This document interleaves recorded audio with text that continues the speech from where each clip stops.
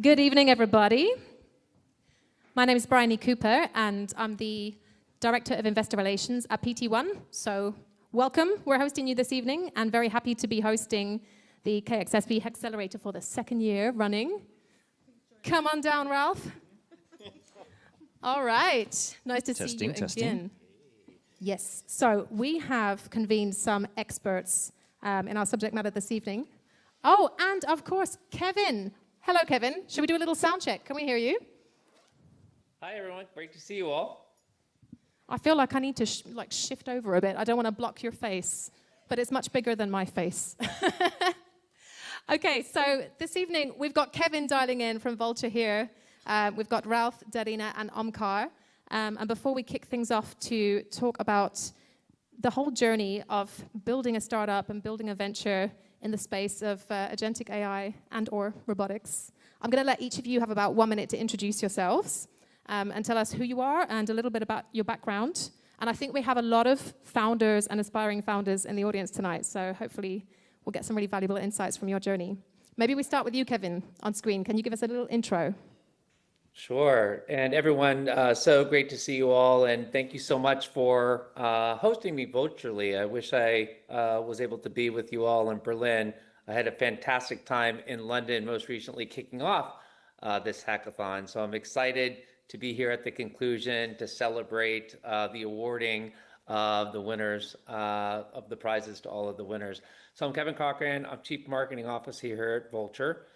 Vulture, as you know, is an alternative public cloud platform. It's an alternative hyperscaler that provides market-leading AI infrastructure to support developers like you all across all of our 33 global data center regions to help build the future. So very excited to support the community, very excited to support KXSB, and I cannot wait to see what you've all built. All right, thank you, Kevin. All right, Ralph, tell us about yourself. Yep, so I'm Ralph. I've got very much a mixed background. I did about 15 years in corporate IT, spent some time as a consultant there. Then I co-founded a couple of startups. I worked with Paul Dowling as well, building the Dreamstake accelerator in London for quite a number of years. I co-founded an AI startup in Berlin, actually, 2019. I've got a health tech startup in London as well, and I do quite a bit of consulting work at the moment, doing due diligence and strategy for people wanting to do AI implementations. All right, thank you. I've also been in the tech startup ecosystem like 17 years, going from founder to accelerator and venture builder, and then VC. And in case you're not familiar with PT1, by the way, we're an early stage venture capital fund investing in technology that's upgrading the physical world, including AI and robotics, FYI. Amazing. All right, Darrena, segue to you. You're in the hot seat. Okay. Can you hear me? No. Use Ralph's microphone, please. Okay, you're going to... This one? Oh, perfect. Hello, everyone. My name is Darrena, and I do a lot of things. So first of all, I'm a venture builder. I'm also a professional. I've been in this field for about 12 years and started as also a consulting person in corporate space and then moved into venture building. I've built a couple of companies. The one that survived, that's a very important point. Right now, as a services company, I run for the scale-ups here in Berlin and actually in Germany, and we do experimentation as a service. The thing that you might probably, or like never heard about, you can talk to me after, but this one. Another one I'm building right now is called Bubbles, and this is the networking app for literally everyone when you can categorize all of your people, and it's all done with AI, of course. Also mentoring, probably head in a venture studio soon, let's see. And yeah, that's kind of what I do. So I'm here to represent the venture studio part and teach you how to grow your companies after you've built something. Nice, thank you. And by the way, there will be time for a Q&A afterwards. And of course, you can jump on people when they come off stage if you want to talk them up. All right, Omkar. Cool, I think this works, right? Yes. Great. So, hi everyone, I'm Omkar. My background is a bit of a mix of engineering, entrepreneurship, and research. So I started my career about 14 years ago. Worked at the big scale-ups of Germany, N26, HelloFresh, Zalando. Started off as an early engineer, stepped up as a tech lead and head of technology. And then about 6 years ago, decided to start my own company in education. built Miracle AI, bootstrapped it as a solo founder, got a grant from Meta, showcased that on Shark Tank India, and then moved to my home industry, which is software engineering, and decided to use AI agents for testing software, which is the most boring part of building software, and I'm sure some of you, or many of you, may already know. And that was my last startup. This was kind of opposite. It was a VC-backed startup with a co-founder. So that's sort of what I do. I also invest in some early-stage companies in outside in Southeast Asia. That's where most of my thesis is at the moment. And kind of stepping into the energy space in the next couple of months as we speak as my next step. So that's sort of a bit of my background. Thank you very much. Yeah, we're also very keen on seeing how AI and robotics can disrupt the energy space and the built world in general. So when it comes to agents and robotics, we're seeing very fast advancement of these technologies, but when it comes to the actual adoption, it's quite uneven, especially when we're comparing, the startup ecosystem to more traditional industries. So maybe going backwards from Omkar, can you talk about what do you think the bottlenecks are in terms of like technical integration, or what's kind of really hindering adoption? I think, like any consultant worth their money would say, it depends. So I think with software, most of the knowledge is sitting in the GitHub repository that software, that AI agent is reading and writing to. And with AI agents in general, a large part of it comes down to, does it have all the knowledge that it needs to do its job well? And does it have no extra knowledge that may otherwise pollute the context of the agents? And I think with software, that becomes a lot easier to deal with, and that therefore, Anthropic and Claude, for example, they're doing a really good job with software agents. Now, when it comes to a lot of these other processes, I think a large part of the problem is that the knowledge is scattered across all of these different tools, and most importantly, all of the people that are working in that workflow, and it's locked in their minds. And I think that's one of the biggest bottlenecks, I would say, with adoption of AI, because in the end, if your knowledge base is not going to be available to the system that you're trying to, that is trying to get the job done, it's not going to get the job done because of the lack of underlying knowledge. So I would say, in my view, that's the first major bottleneck. The second one is going to be, I think, about we can automate, but can you can automate tasks, but can you automate accountability? And I think so far the answer has been no.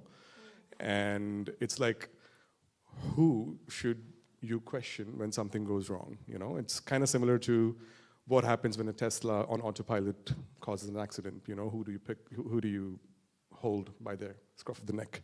I think that's a bit also kind of important to think about when it comes to enterprise workflows. So these are, I think, two big major bottlenecks, apart from, of course, other commonly spoken about, like security and everything else, which I'm not going to harp on. But I think these two are what I've seen so far. Yeah, Can that's a very I good add? point. Go ahead, Darrena. There's a couple of things as well that a lot of people, I agree, by the way, but the thing that people don't think about is that adoption is driven by the user, right? And the difference is that you need to understand how the market behaves in that way, what users are there, how are they adopting usual technology or unusual technology. And in the case of Germany, for example, it's non-early adopters market, right? So like the expectation you should have as someone who builds an AI company, for example, in Germany, and you want German users, you need to understand that these are the people that would be absolutely against that because they're really risk averse, and you need to be really precise about what you do. That's the accountability part, and like generally speaking, people read news about being replaced and things like that. So never forget that humans are still the ones that drive the adoption, and this is where you need to be starting with the way of like, okay, how do I make them use my tech? And that also explains how, let's say, like the startup world, like everyone and their mother is using Claude right now. Like it's the word I hear every day. And in some kind of, I don't know, let's say Lufthansa or somewhere, some lady or some kind of like person who works for the government, they don't even touch that thing and wouldn't touch it in the next 5 years. So that's kind of the adoption thing as well. Yeah, and let's not forget that in the German market, people are super privacy conscious as well, so they're just way less willing to, hand over their data and integrate, AI agents into their workflow. Yeah. Just while I remember, I don't want to forget that you're there, Kevin. So do you have anything to comment about the kind of the bottlenecks to adoption? Yeah, I want to also highlight specifically the bottleneck to adoption in physical AI and actual like real world robots. And one of the challenges is that we don't have a consistent platform. When you're looking at the debut of client server applications or web applications or mobile applications, that's because you had a separation of concerns and you had a hardening of the platform at every single layer of the stack. So for example, in the web world, you actually had a browser at a client, and in the mobile world, you actually had, iOS as a platform, and that enabled the separation of concerns where you could actually have front-end application engineers that were able to actually focus on the consumer requirements, that were able to focus on marshaling data in order to provide context to deliver a certain set of services or a certain experience to the end user. And I think in the physical AI world, we need to get to a point of maturity where we have kind of a common platform on which, people can develop real world, experiences using real world data to actually help real human beings like do the things that they need to do either at work or in the home. And, hopefully in the next couple of years, we'll eliminate this bottleneck and we'll have standardized form factors, standardized platforms for deploying robotic, agents in actual predefined physical systems that have known physical capabilities, that have a known physical operating system that we can manipulate to do things that can help change our world. Yeah, absolutely. And obviously, whenever there's hardware or physical tech involved, the risk is much higher. It's much more capital intensive. So especially coming from a VC perspective, VCs are generally much more reluctant to invest in these spaces. But right now, with all of the geopolitical stuff that's going on, we're understanding that this is where the real value lies, is in physical assets, because software has become a commodity, right? But you really need the expertise to understand what you're building, and we'll get into that in a minute. I wanted to ask you about multi-agents and the systems. When we're looking at the kind of reliability, the cost, what really breaks? Ralph, are you the right person to ask this question to? Oh, here you go, sorry. Well, I guess multi-agents are really multiplying the challenges as well, right? Because if you can't get one agent to work for reasons of integration, of compliance, of users kind of having concerns, if you want to do that with multiple agents, you've got more problems, right? So if you look into an organization that already has an established system, a landscape of different applications, legacy applications, you have fragmentation typically, right? You have problems where you have too many applications, they're not integrated properly, data is fragmented as well. You don't find a single person who can actually describe all the data. You can't find a single person who can document the processes. So how do you want to build anything sensible with multiple agents in that environment? If you already struggle probably putting one AI application in place for these reasons. So I think people don't understand that just saying AI doesn't give you an amazing user experience or an amazing application, or doesn't give you anything if you don't go to the underlying issue of your data being rubbish, not properly documented, not cleansed properly, and no one understanding processes, and people still doing stuff manually, not being able to describe how the system is working. So I think that's where many of the problems will come from. Yeah, and I think as well, like what Darrena was saying about accountability, are we trusting AI to be monitoring what the AI is doing, or do we still need the human intervention there? I think it's a very interesting point. And if I could jump in there, I think that the concept of multi-agent gets very, very interesting in the context of privacy and concerns people have around privacy and increasing, concerns around data sovereignty and in the current geopolitical environment. Multi-agent swarms can be very, very good because they enable us to adhere to the principles of data minimization. What is the data that any given agent needs to accomplish its specific task? And it should have access to no additional data beyond the data that it absolutely needs. And I think sometimes there is a fallacy that people need to build this massive, data warehouse to basically train a massive model, and that every single agent has to have full context, everything about every single user in the enterprise. And I would argue that actually breaking down agents into smaller units that do specific things with specific data, and also regionally.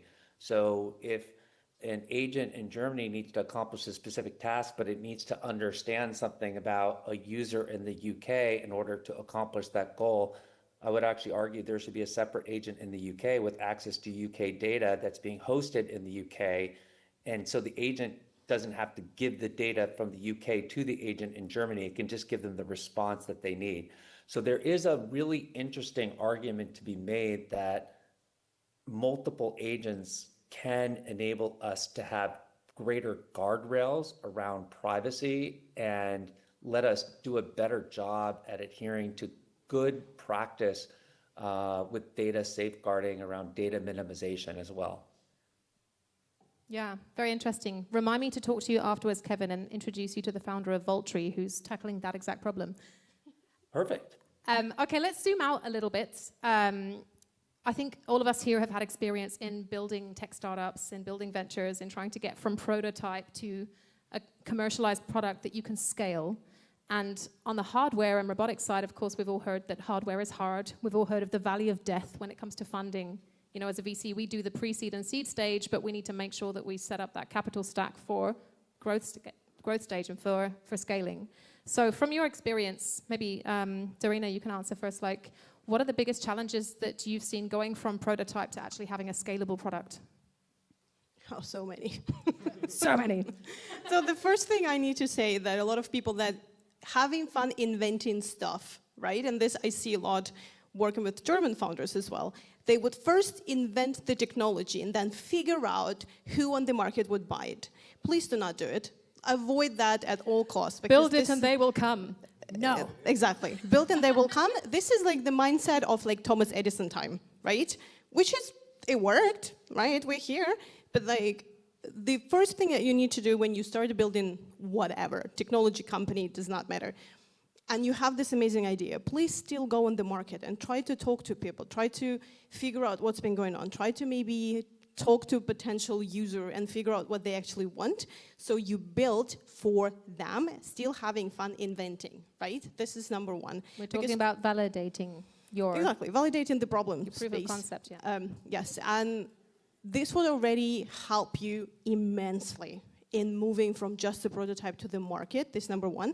Number two, another thing that a lot of founders have, or inventors in this space, is that they connect their egos to the thing. They call it their baby, and the market will inevitably tell you they don't want it, right? So you will feel rejected right away. And please do not connect your ego to that thing. This is not your baby. This is your business, and this business is meant to make your money. If your baby is making you money, you need help, really. So don't do that. And that's the other thing. So always focus on the fact that the market will tell you what to do, and it will probably tell you they don't want it. They will probably tell you to change the whole thing entirely. Fine, just take it as it is and move further. And another thing is that, let's say this in this way, you assume that this person would love it, and in 99.9% spaces it's not the fact, and some other person actually would buy your product. So be very aware of the fact that it's not John who's actually in love with your product, it's maybe Maria. And then go and try to find another 5 Marias and then talk to them. And this is how you move your whole idea into the market. Always focus and listen on the market. And do not go into the space where you're like, but this is my favorite thing I've done, where you all don't like me. Because this is what the market is. It will slap you in the face regardless. This is one of my favorite sayings. To assume makes an ass out of you and me. Exactly. But another word of warning, don't only validate your idea by doing a little study with friends and family, because they're biased. Oh no, don't go to right? friends and family. They're biased. Don't do that. They will tell you because they like you. Go to your enemies if you can.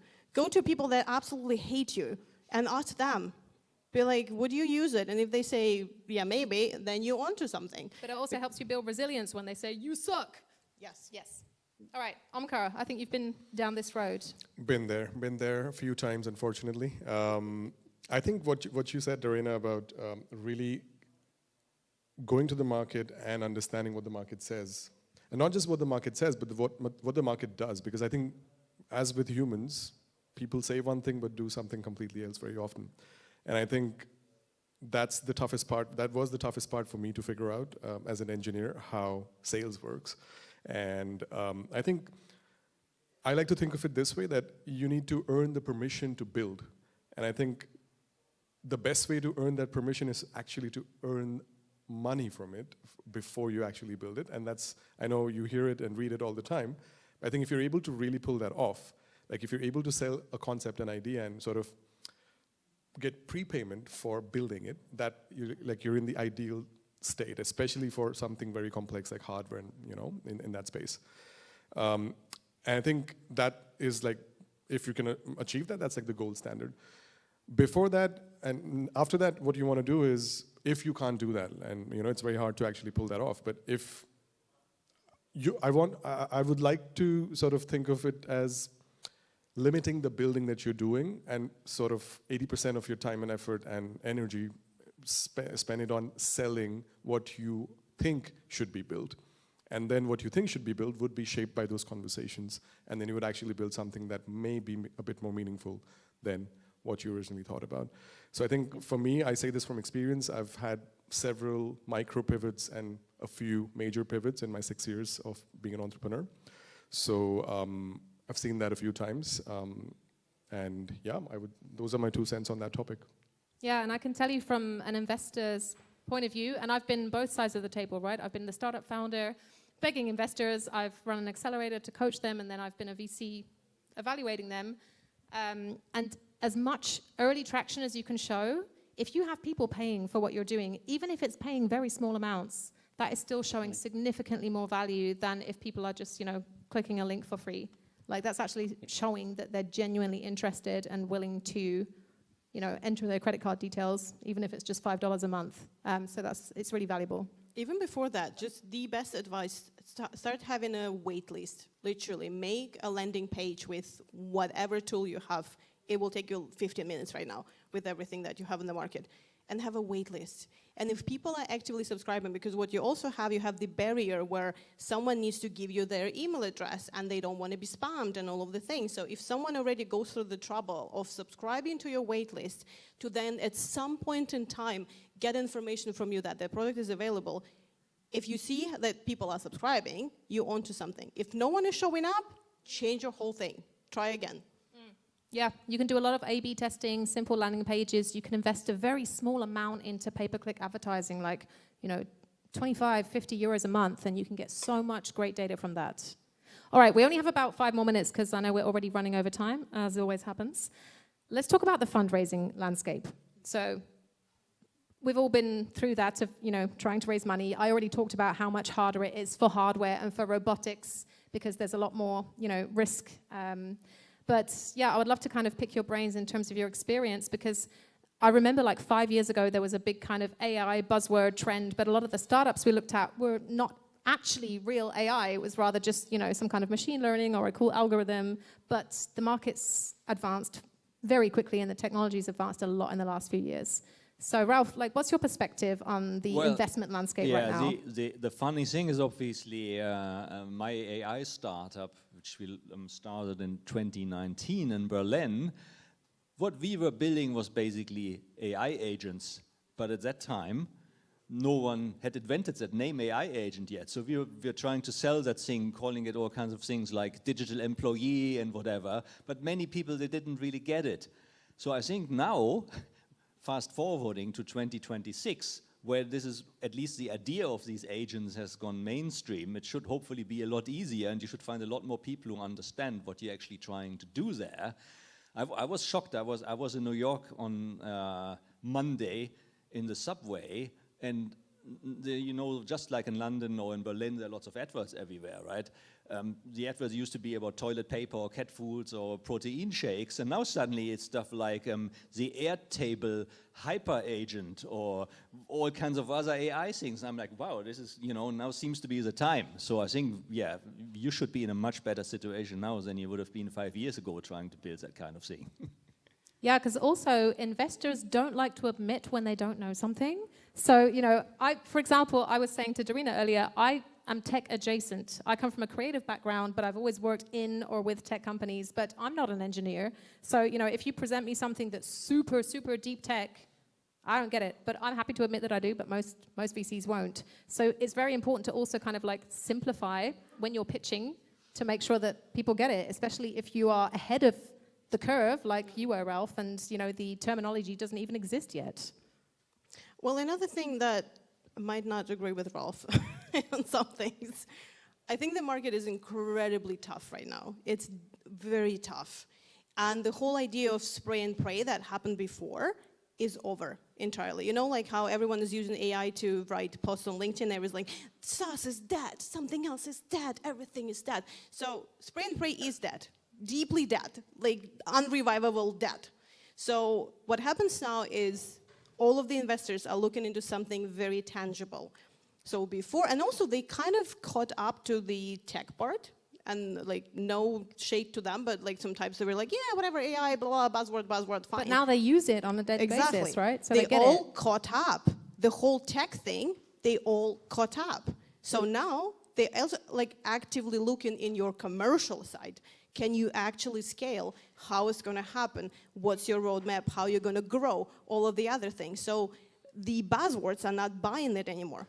Like I can verify that, like from the investor perspective. So at PT1, even though we're very kind of impact and sustainability driven, we're still investing in for-profit companies, right? Yeah. So if your business is going to be dependent on government subsidies just to get to the point where you can actually commercialize the product, it's not attractive because governments can change, subsidies can disappear so fast. You need to have that sustainable business model from day one so that we see the financial viability of your business as well. And the two things. So if you're going into agents and you're building agents and you want to put your time and effort into agents, always go into consumer markets because this is the place, right? Do not go into some kind of crazy stuff. Consumer market is what you want. If you build in hardware, the only way right now is defense, nothing else. Defense will have the money for you. Maybe some like, they say like chemistry, like the big companies or things like that, but usually defense now is putting enormous amount of money into all of the things because also there is urgency on the market. There is a way now how you can test it because we have 11 million wars going on right now. So like all of the things, be very aware of the market and how it works with what you're building. And these are literally two things, consumer or war, unfortunately. But Market cycles. Okay, I do need to wrap up soon. I'm going to ask you all for your final comments. But Kevin, I'm aware I sometimes forget you there. Sorry.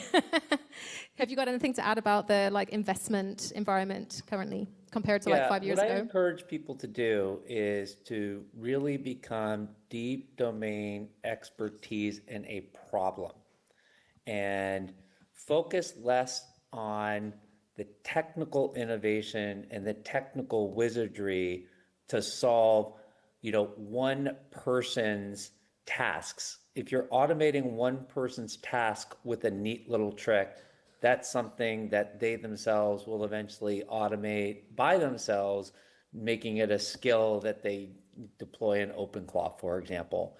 But if you have a real world problem that involves, multiple people, multiple disparate workflows, that is difficult for any business to solve with one person or one set of persons, that is a real problem that if you can automate with a set of agents is really, really sticky, right? So become deep domain expertise in a problem area. If I look at like Germany and the Mittelstufe, why does the Mittelstufe exist, right? Is because in areas like centrifuges or industrial mixers, there's just this incredible deep domain expertise in this very narrow niche that once that is built into a product is so defensible that no other market entrant can compete, right? And that is the backbone of German industry, is that deep domain expertise.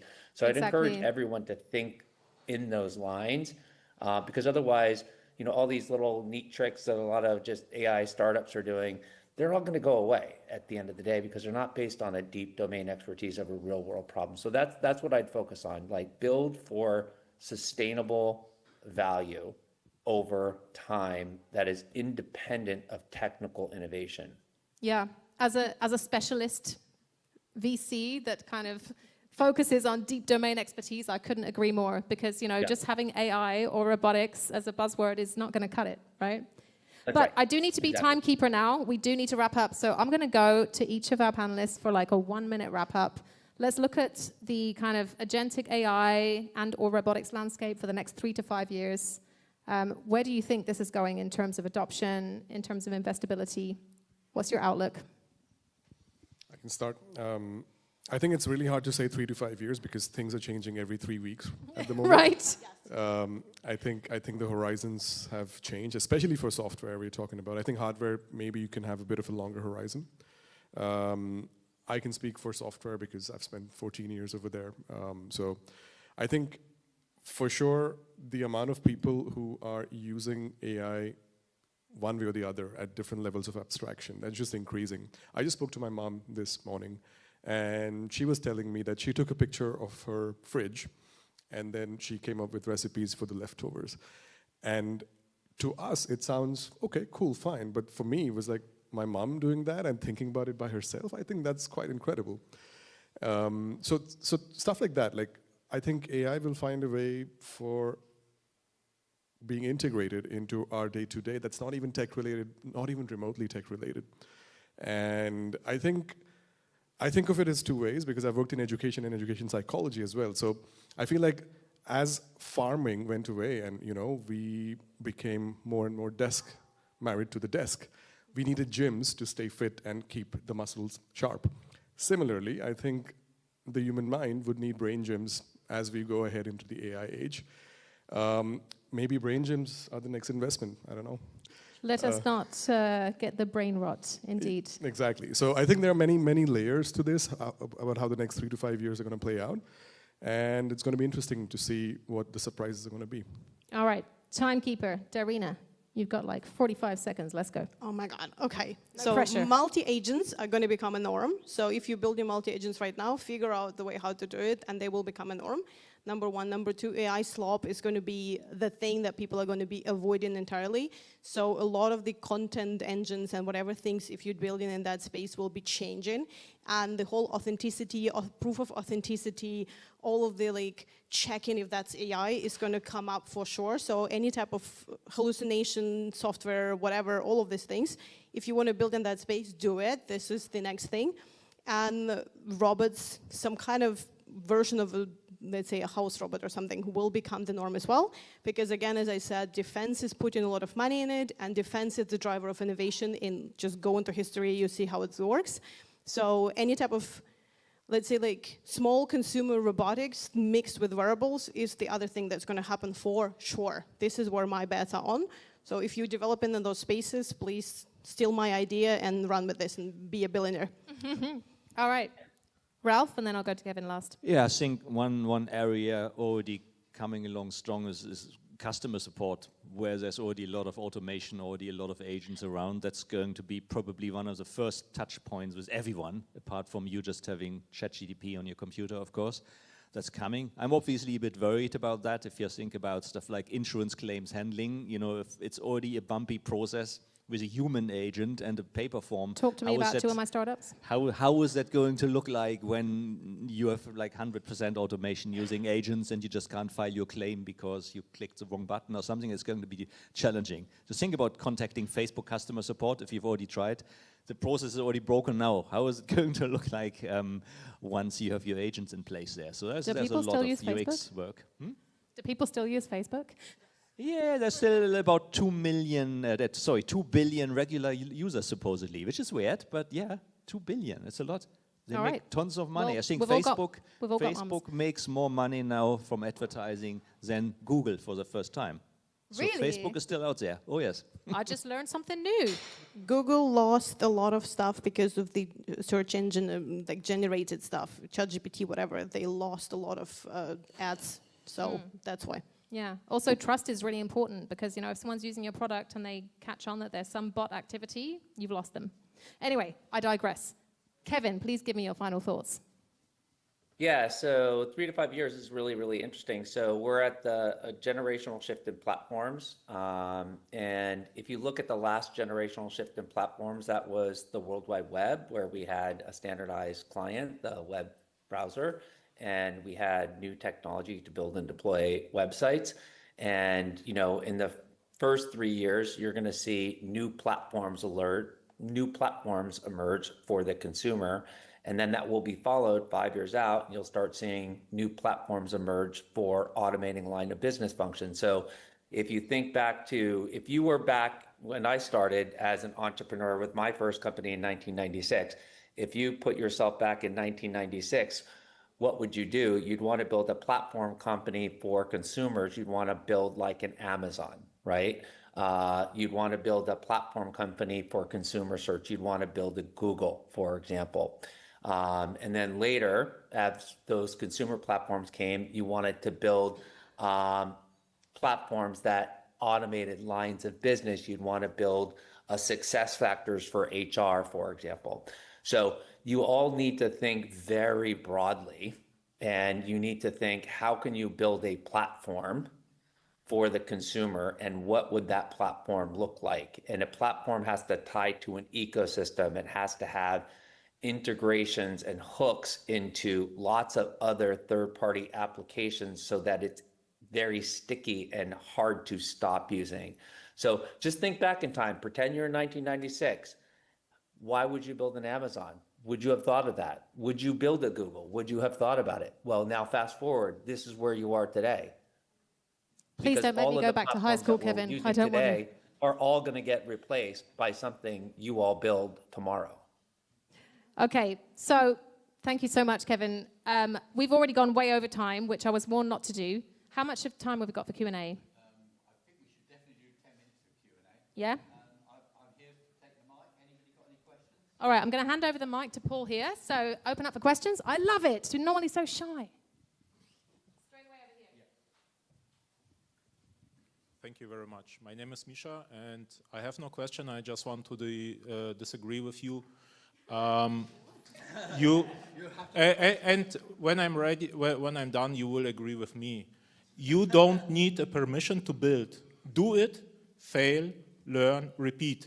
Every one of us who's a serial entrepreneur failed, learn from it, and I think these are important lessons.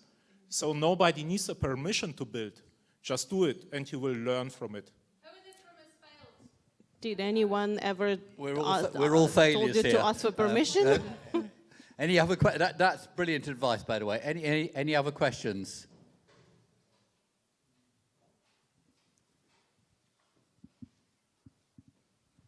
Hi, my name is Marmak, and I have a question for all of you, actually, who spoke about finding, especially Maria for... It's Darrena, but whatever. No. Talking about John and Maria, the example that you gave, finding out the Maria when you have somebody who is really interested in your product, they really tell you that, oh, I'm interested in this product, I really like this feature, how about getting this feature up in this product? But when it comes to typing down the credit card numbers, everything goes away. What is everyone's experience and your thoughts about it? How to make people buy your product, you mean? How to convert. So convert acquired user into, conversion. I'll jump in there real quick, which is you have to give to get. And I think immediately asking someone to, give you a credit card, they don't even know you yet, right? They don't even know what value you provide. So I don't think you want to have the friction that scares someone away from, first of all, self-identifying whether or not you can help them accomplish a goal. So I think there's a natural place that you need to ask for that. And it's going to differ based on the product and service that you afford. But yeah, it's totally understandable. It's like, wait, you want me to give you your credit card? Like, what are you? Are you like a phishing site and you're just going to take my credit card and do something with it? Let me get to know you first. Let me see if you offer value first before you hit me up for, personally identifiable information like my credit card number. But I think here, the big difference, consumer or B2B, because if you start giving away free trials to corporate customers, they will probably never pay you. They have money to pay you. Take their money, even for a trial.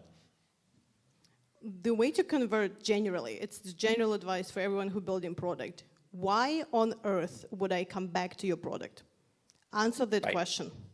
If Exactly. you make me come back to whatever you gave me, this is conversion. Then you can ask for credit card, for, I don't know, for my hand if you want, whatever. But this is the place. If I do not come back to you for whatever reason, it can be your onboarding, it can be you not providing value, it can be, I don't know, weird design that you have, or maybe, like, there's a million reasons why would I not come back. Just answer the question, why would I come back, number one, and number two, why would I stay loyal to you? Those two questions will provide you conversion for the rest of the days. There was, I think, a question in the front. And someone please close the fridge. I can hear it beeping. Sustainability. Hi, thank you so much for everything. My name is Larissa. I'm very much interested in the brain gym, or better. Especially, yeah, I know that. Especially young generations, especially high school students. It's wonderful that they approach AI and all the tools available to learn, because there's no one as patient as one AI assistant that can repeat 100 times the same things without getting annoyed. But still, we need the younger to be able to keep using their brain. So how can, right now, not in 5 years, with this generation that is now in the high school, how can we help them? How can we promote AI literacy and keep them, and suggest them or help them to keep using their brain, not just receiving in a passive way everything they get from an AI tool? Omkar has ideas about this. You were talking about Yeah. the brain gym. Yeah, I mean, my previous startup was exactly in this. We did virtual reality for science education. And I think the only real way to learn and retain things is to do them. Like, science is done, not read and written. That's what we found, and that's why we went with active learning. So there's a whole sort of segment of education psychology that goes under the title active learning. And I think active learning is the way to learn in the most efficient manner, but also in the most, in a way that you can retain what you've learned in the best manner possible, because you're actively engaging not just your mind, but also your other senses. So multisensory stimulus is what is really powerful for memory retention and applicability in the real world. So, I mean, I can talk all evening on this, but perhaps we can chat afterwards in a bit more detail. But I was half serious, half joking when I said brain gyms, because I had an app that crossed 5 million downloads in 2014. It was a brain and puzzle platform, helping people get better at linguistics, mathematics, logical reasoning, and spatial reasoning. So it's like a muscle in the end is how I think about it. If you don't train it, you're going to lose it. Use it or lose it, right? So I think what I would think about is, how can you, now that you don't have to use it as much, how can you still continue to use it? I think that's the question we all need to answer for the next generation. All right, let's look to Paul for timekeeping. Yeah, I think just 2 more questions. Or one. I'm going to go to the back because they don't never get a chance.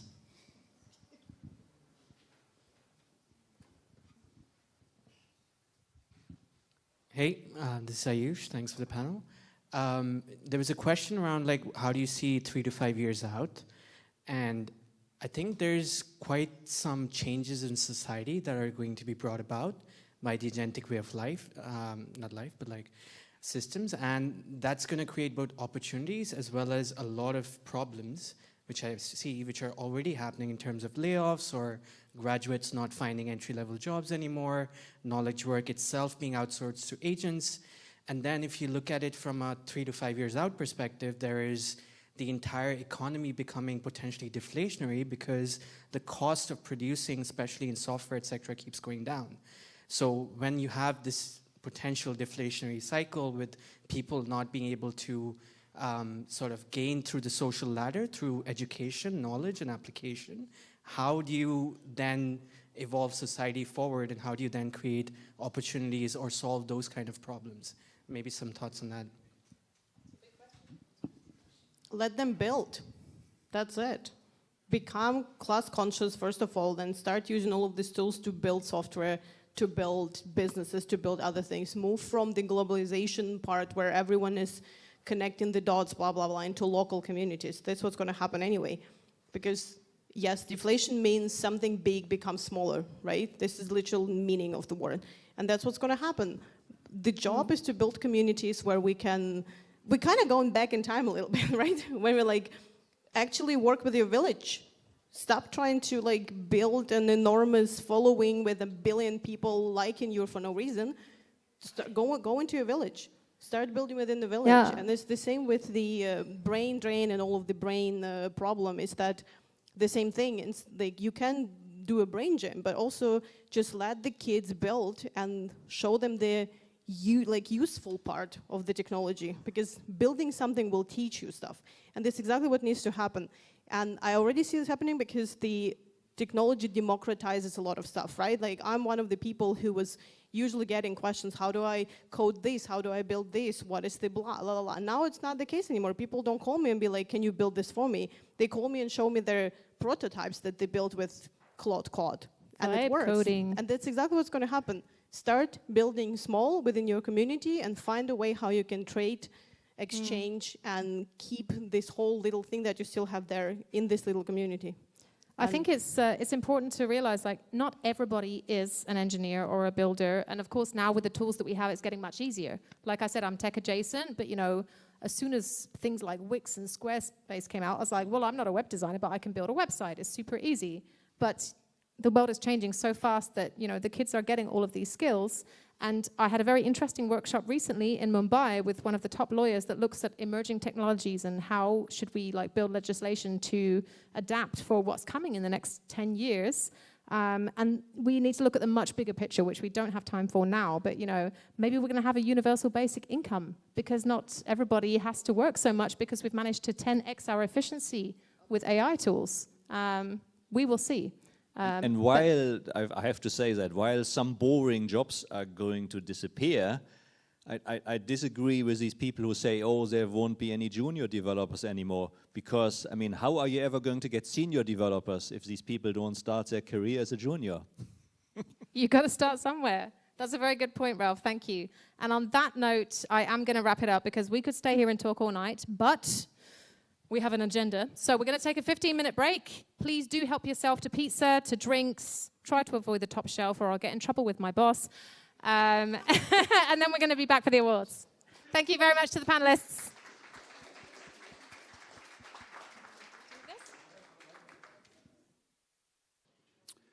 All right, so we're going to continue with the part that many of you, I think, have been waiting for, which is the prize awards for AR26. So glad to see so many of you in the room. Also, special thanks to the people that came in all the way from London and other places today. So know that some of you have traveled quite extensively to make this in person, so I'm very humbled by that.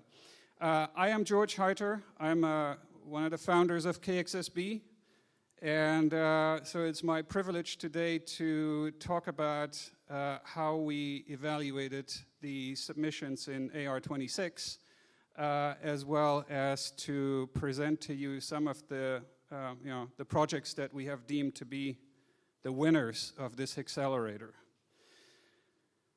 So let me begin by kind of do a quick retrospective. First of all, we're going to have a lot of tech that, unfortunately we can't try out until the night, so, bear with me.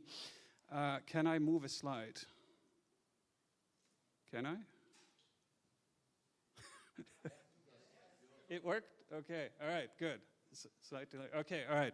So we set out with 4 missions, right? So we had 4 missions: autonomous systems and embodied AI, multi-agent systems, human-robot interaction, and agency and societal impact, right? And so we had 800 people join AR26 that signed up in the run-up to it to do projects. For a number of them, that was it. They signed up. And that was their contribution. But thankfully, many of you went quite a lot further. So we had, at the end of almost 2 weeks of building, and we extended actually the build phase by 2 days, because many of you came and said, like, can we please have more time? And I said yes. Unfortunately, it meant for the judging we had 2 fewer days, so that was the fun part.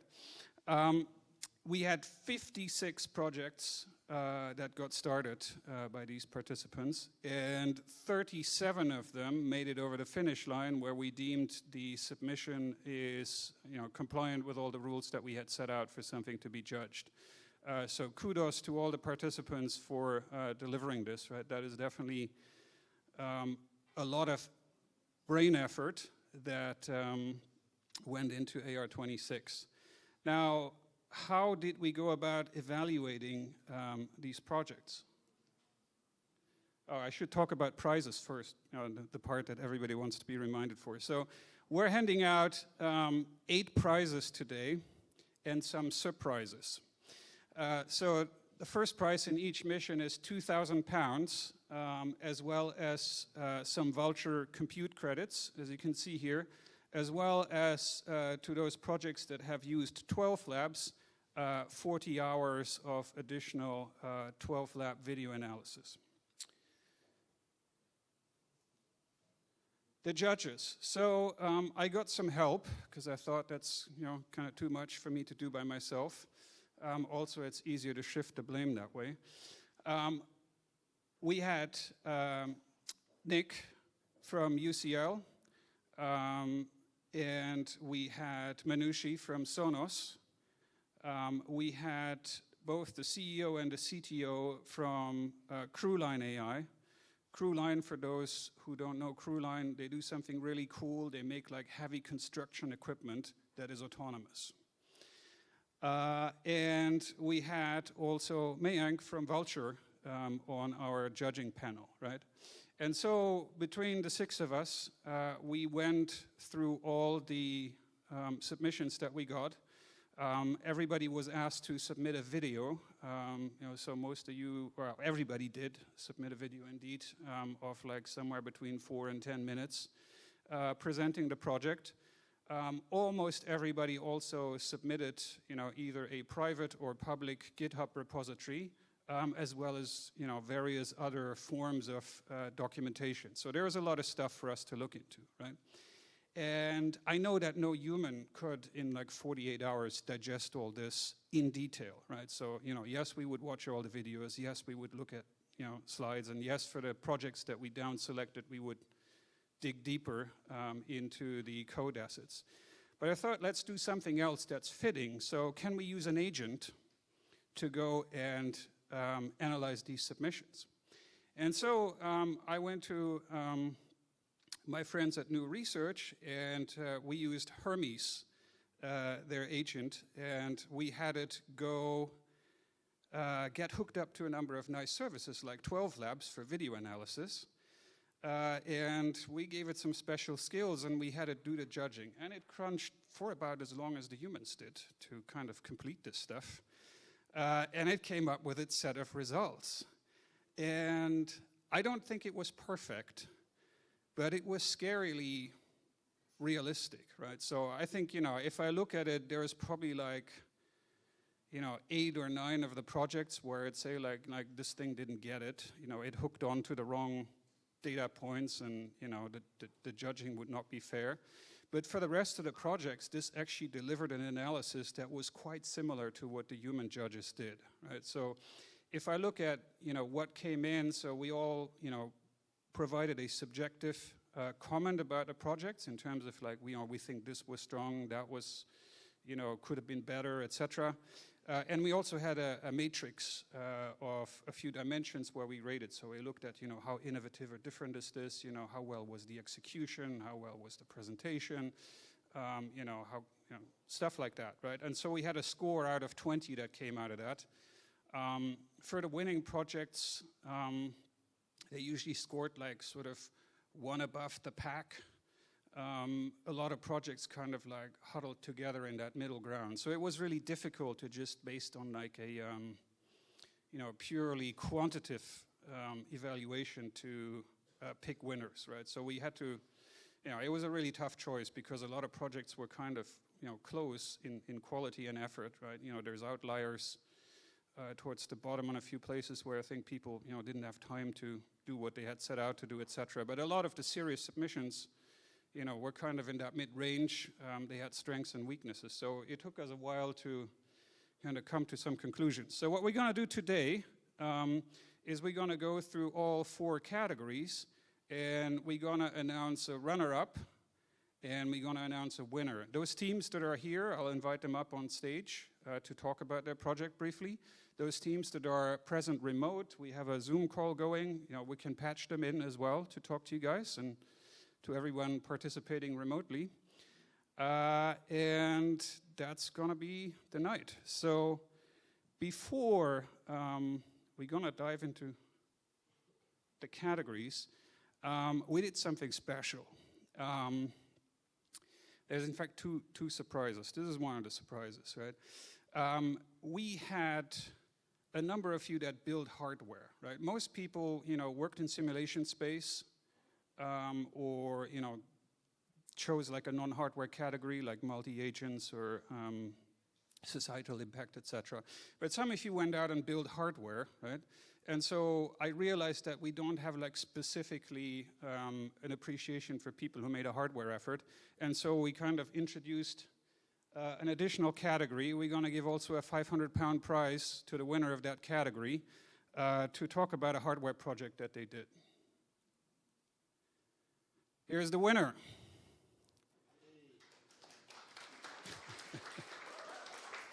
So I think we're fortunate to have Alexander in the room today, and I'm going to get him up here in a minute. But what I want to do first, Phil, if you can run the video of this project. Hi, my name is Alex. I'm a software engineer, and I present you HackXelerator. Our bodies are truly amazing, allowing us to perform an incredible range of interactive tasks with very different and sometimes even contradictory requirements. Yet we're still confined into rigid biological constraints. So what if I told you you can negotiate your limits? What if your body could learn, replicate, or even amplify any movement in an instant? So today I present HackXelerator, the universal platform for unlocking human potential. The result is not just a suit. It's a wearable, multi-layer human body interface, an API to your body that allows to gently guide you, depending on what you want your body to do.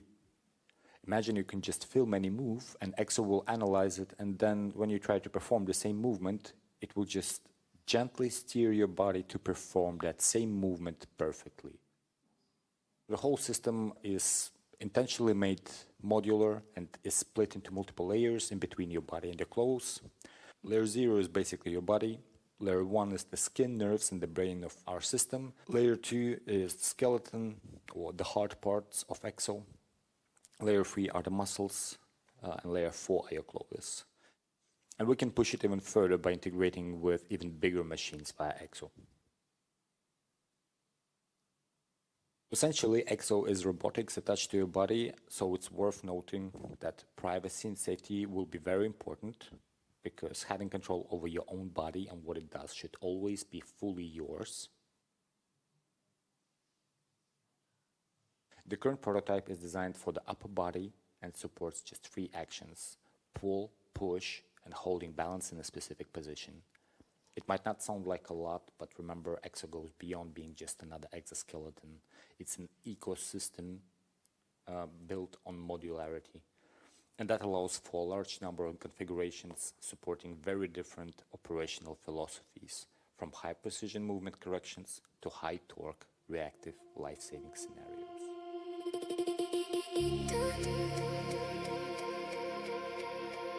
It's just the beginning. HackXelerator.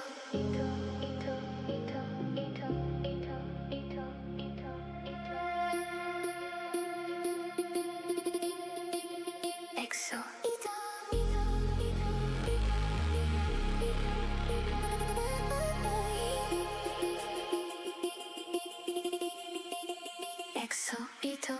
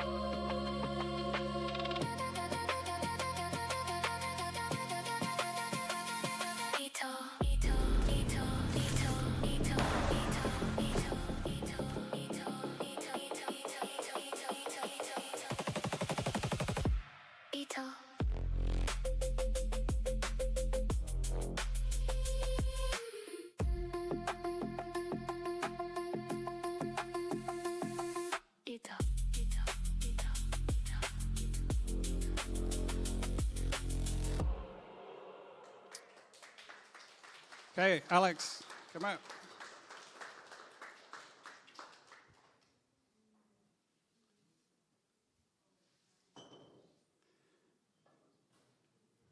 Does it work? Thank you. 1-1. Okay, all right. Can you hear me? Yep. Great. You're good. So tell us about your project. What was the most challenging part? Most challenging part, putting it all together. Like, I'll tell you the bits that you didn't see in the video. So originally the project started, it was inspired by dancing. I'm a dancer, like I'm a software engineer, but also I'm a dancer. So I'm quite aware about how many moves, even with like tiniest bit of help, you would save so much time learning some moves, perfecting the technique, etc., etc. So it started being an inspiration like that I got from dancing. Then the more I started, the more I continued, the more I realized how much work it actually is, like to put it all together. The prototype that you see on me in the video, it's designed to perform just two things. Basically, emulate your bicep and triceps, so doing like pull and push movements. And it uses resistance bands to do that, in order so that the exoskeleton doesn't try to force you to do the movements, but just to steer them. You know, because you could resist the resistance bands and you just feel a tiny push from the exoskeleton. So the hardest challenge, was putting it all together, deciding which parts should I kind of abandon and not do within 2 weeks. And I thought then that it would be worth to at least show the main idea of what I've built, which I believe is, if you think about exoskeletons, you know, like what are the things that come to your mind? Probably prosthetics, lifting heavy weights, being in a warehouse, etc., etc. But what if you kind of try to break down that assumption, that association? What if you look at exoskeletons as literally building an API to your body? So the arm you see on me, if it would be like fully functional, it would give you 2 API endpoints: bicep, tricep, and you could build any kind of applications that need bicep and tricep, and you could do like pull-ups, push-ups, like basic movements like that. But imagine you add a shoulder module, you add something for the lower body, and suddenly you have like 10 endpoints. So the applications are kind of limitless, and you break away from that stigmata of, you know, thinking just about prosthetics or maybe just defense. So that was the main idea that I tried to communicate. And it's great sort of how, you know, it requires a lot of thinking to put an idea of that into place, right? Let alone implementation time. So it's quite impressive, I thought, how far you got in the 2 weeks since the kickoff, especially since we also had some hiccups sourcing 3D printers and various other things that were needed. So fantastic. If you do a Kickstarter, count me in. I need to get one of these. Probably Indiegogo. Thank you very much. Okay, thank you.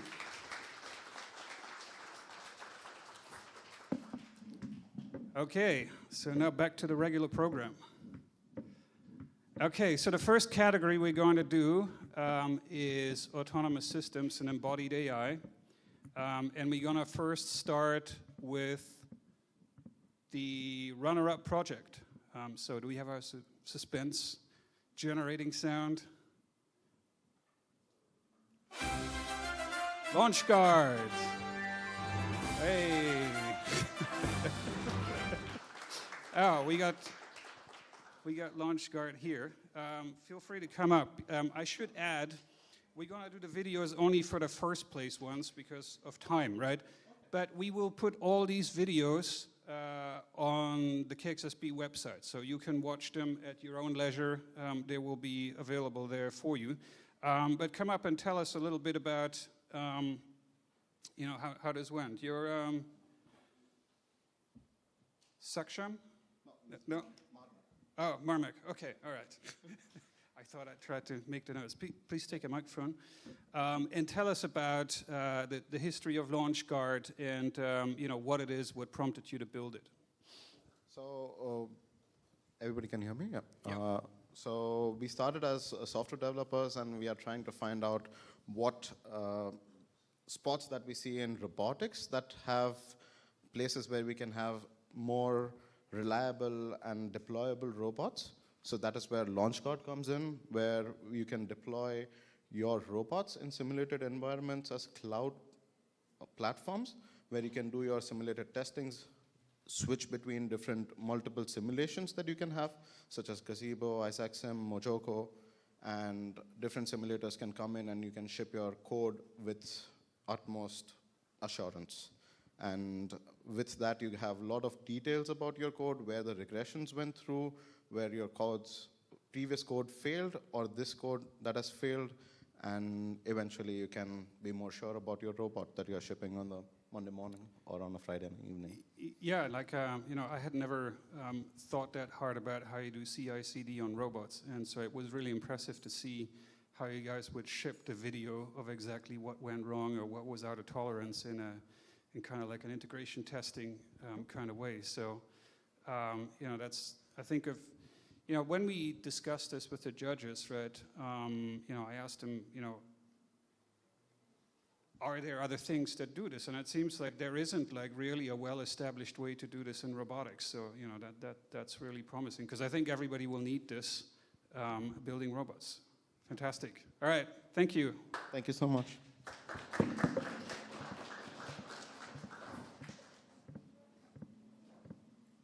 Okay, now for the winner of the Autonomous Systems and Embodied AI category. Suspense. Oh, here we go. Drone Medic. I think we may not have anyone from Drone Medic in the room, or do we? Oh, we do. Okay, fantastic. Do we have anyone on I know that you guys were a team, right? So if we have anyone on Zoom, can we also get them in on the screen if I'm not asking for too much? Please take a microphone. So I'm not sure, like I can't put faces to names, so I got the names of the team, but you are? I'm Usman Hakimi. Okay, all right. Yeah, I remember us chatting on Discord. Okay, so nice to put a name to the face. What I want to do is play the video first of Drone Medic, right? We have that? Okay, let's do that, and hopefully we can get the team hooked up as well. You can sit down while we do the video. Yeah. 18 minutes. That's how long it takes an ambulance to reach a child having a severe allergic reaction in East London. Stuck in traffic, navigating one-way streets, hitting every red light. But there is a hospital 2 kilometers away with exactly the medicine they need. What if AI could deliver it by a drone within 3 minutes, completely autonomously? That is what we've built. This is Drone Medic. Drone Medic is a full-stack autonomous medical drone delivery platform for natural language mission planning to physics-accurate flight simulation to real-time chain of custody tracking. When an operator enters the system, it runs a live health check, fleet status, airspace clearance, weather conditions before the dashboard even loads. Missions start with plain English. You describe the emergency, who needs what, where, and how urgent. Our ChatGPT-powered AI coordinator parses the request, identifies the pickup and drop-off locations, assesses the priority level, and hands the routing problem to the Google OR tools. OR tools doesn't just find the shortest path. It provides a full vehicle routing problem, factory and battery capacity, payload weight, no fly zone penalties, and prior weighting system where critical deliveries are made, destinations appear 70% closer to the solver. Just one click to launch. This is mission control, the map that tracks the drone in real time. The blue line is planned route, These red polygons are active no-fly zones, a military exclusion area, and an airport boundary. The system doesn't fly through them, it calculates a route around them from the start.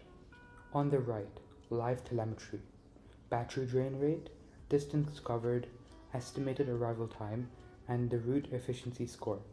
Below that, a real-time flight log, every event captured as it happens, takeoff, waypoint reached, weather checks, safety alerts, all of them timestamped. Now, here where it gets serious. This is our 3D flight simulator built on PX4, the same autopilot firmware that flies real commercial drones. We are rendering actual London terrain using Google 3D tiles with heads-up display showing altitude, airspeed, and heading.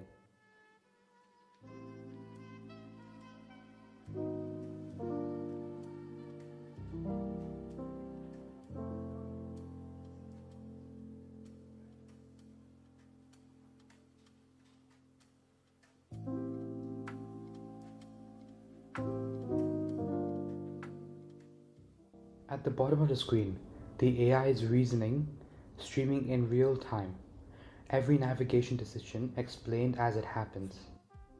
But the real power shows when the things get complicated. Watch what happens when two emergency comes in at once. The AI doesn't just queue them up, it reasons with the trade-offs. Which patient is more critical? Which drone has more battery? Which route minimizes total response time across both deliveries? Every decision is explained in plain language so the operator understands why, not just what. Most autonomous systems are black boxes. Drone Medic isn't. The AI doesn't just make decisions, it critiques them. Here's it asking itself, what is the optimal route? Could I save more battery? With a different approach, what would I change next time? Every event in the system is logged and auditable.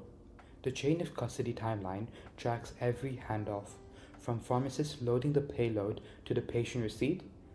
Below that, the full flight log, filterable by type, safety event, weather checks, waypoint arrivals, and all time-stamped and searchable. The system handles multiple drones simultaneously. When several emergencies come in at once, OR tools solve the multi-vehicle routing problem, assigning the right drone to the right delivery based on proximity, battery level, and medical priority. Drone 0 takes the highest priority clinic first. Shorter distance, critical payload, Drone 1 handles the remaining of the stops. More battery, lower urgency, so extra flight time is acceptable. Fleet management gives the operator the full picture. Real-time battery levels, mission history, maintenance predictions, and status for every drone. And to be clear, this isn't a design mock-up. Here is the fast API backend running live. I am hitting the route planning endpoint, and you can see the OR tools solver returns the optimized route with the total distance, estimated time, and the full waypoint sequence. Real solver, real API, real telemetry.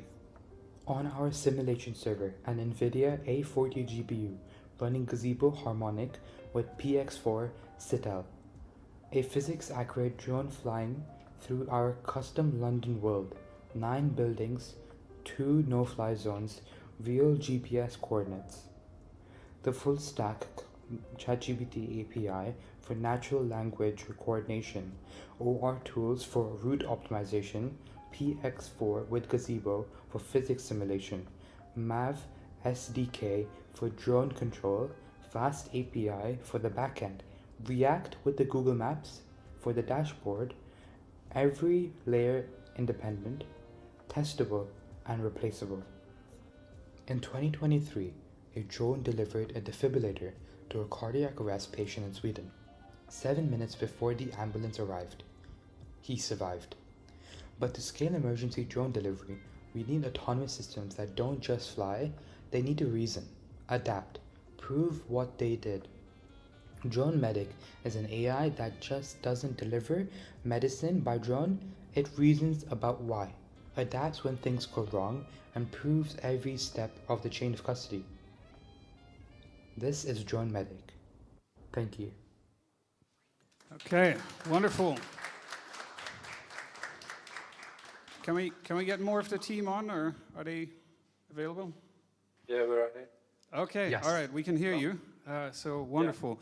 So question for me for the team, like, you know, one of the reasons there was a number of drone projects part of AR26, and a lot of them were quite sophisticated. So it was hard to kind of pick, like, you know, a winner out of a lot of good solutions. But the reason we picked this project is because it was very complete in terms of all the areas that were thought of, right? So, and it's amazing that you guys did this in a relatively short period of time. My question is, how did you split up the work to address all these different aspects of a full drone delivery solution? Yes, so me and my friends we worked on this project together. So we all decided that I could take the lead for this project, and I created dedicated teams and dedicated sections for each section of the project, whether it be the front end, the back end, and the AI section of the project, and the simulation. So I had split all these 4 different sections, and I gave my team the choice to choose which one they wanted to do and which one they were interested in. And then using that, they chose what they wanted to do, and I took the front end through that process. Okay. All right, fantastic. Anything that you learned or that you want to do further with this project that you want to share with the audience? Yes, me and my team have been very keen for the past few days to be taking this project further and bring it to real life, making the project actually physical with a real drone. We have been we've been searching about and seeking opportunities to work with professors from Imperial, UCL, and from our own university, which is University of West London. And we're still looking to continue this project wherever it takes us. Okay, fantastic. Well, I'm really excited to see where your journey takes you next. And thanks again for being part of AR26, and congratulations on first prize in the category. Thank you very much. Thank you. Thank you so much. Thank you.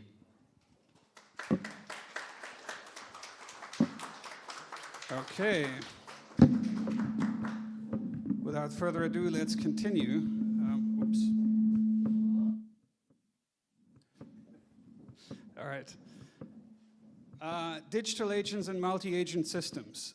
So this was a heavily contested category. We had literally, probably at least a third of all projects in this category, right? In a way, it's sort of like it was the easiest one because it didn't require sort of getting involved too much in robotics. It's the more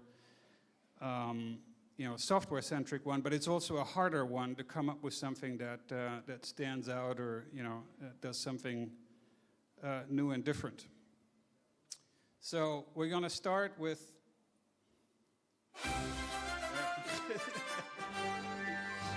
I got one slide first. Okay, the runner-up, and it's Carmion. So Carmion is the name of the project.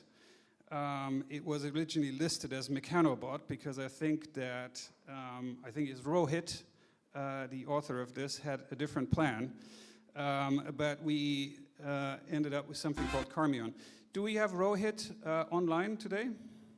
Yes, I'm here. Okay, wonderful. Can we see Rohit too? 1 second, let me. So he's actually got quite an educational video on the topic too, so I urge you all to go and have a look at that. But tell us quickly, what is Carmion about and what motivated you building it?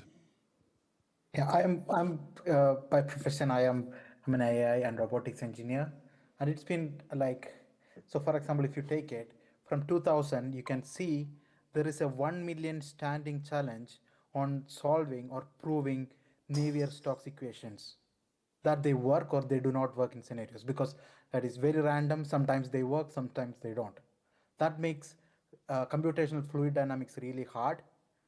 And nowadays with generative AI, it is we can ask it to create 3D models. We can ask it to create images and stuff like that. For example, give me an aeroplane wing. it will create that. But if we ask it, will it fly? It cannot answer that correctly, because it does not have that physics-based intelligence built into any of the AI. They are trying it, but it is very hard. So I took another approach.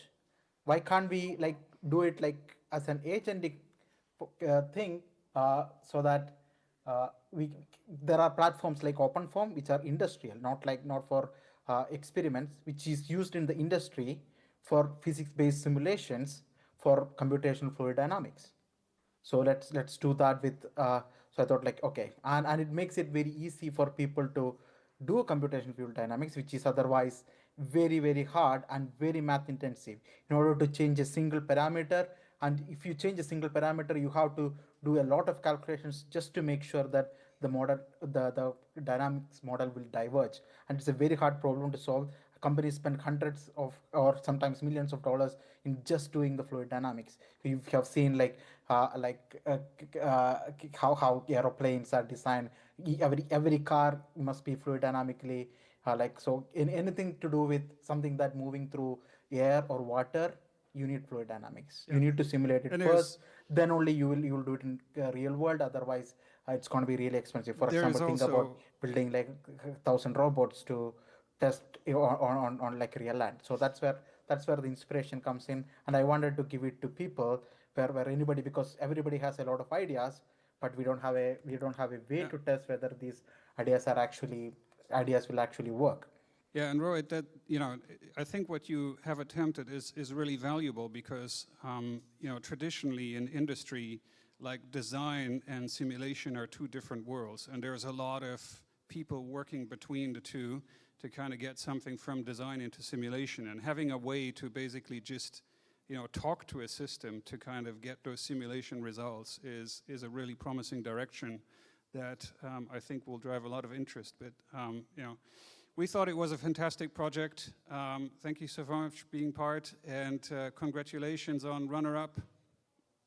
Thank you so much. Really appreciate that.